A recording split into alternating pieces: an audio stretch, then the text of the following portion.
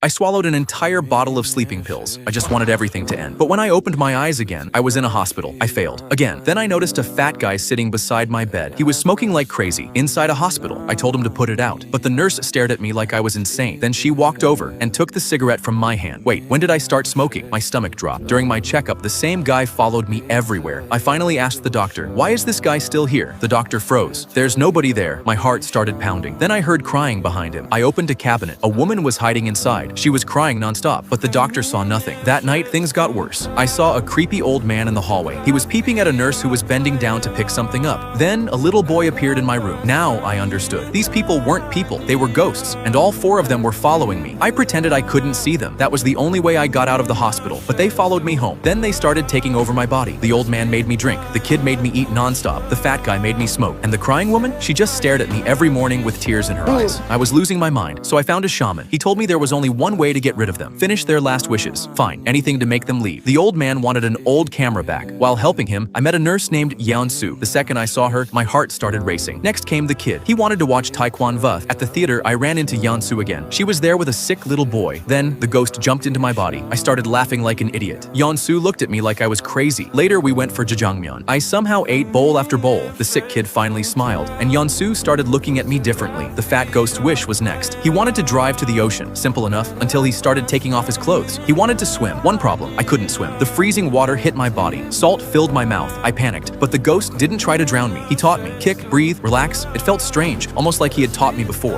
On the way home, police stopped me. I didn't even have a license. At the station, an officer told me to call my family. I went silent. Family? I grew up an orphan. I had nobody, so I called Yeon-Soo, and she actually came. For the first time in years, I felt like someone cared if I made it home. Only the crying woman was left. Her wish was simple. She wanted to cook a meal for someone she loved. She took over my body at the market, picked vegetables, cut everything perfectly. I invited Yeon-Soo over. Huge mistake. During dinner, the four ghosts kept switching inside me. One second I acted like an old man, then a little kid, then a chain smoker, then a crying woman. Yeon-Soo got uncomfortable and left. I snapped. I finished all your wishes. Now get out of my life. The next morning, silence. They were gone. I should have felt free. Instead, my apartment felt painfully empty. Later, I met Yeon-Soo for lunch. She took one bite of my kimbap, then she stopped. "Why did you use minari? People usually use spinach." Without thinking, I answered, "Because my mom always said minari was good for you." The second those words left my mouth, I froze. My mom? I was an orphan, wasn't I? Then memories slammed into me. A woman cooking for me, a boy promising to take me to see Taekwon V, an old man holding a camera, a man driving us toward the ocean, promising to teach me how to swim. Then, tires screaming, a violent crash, glass exploding everywhere, a woman throwing her body over mine, and everyone else, never waking up. The crying woman was my mother, the fat smoker was my father, the old man was my grandfather, and that hungry little boy was my older brother. Those four ghosts following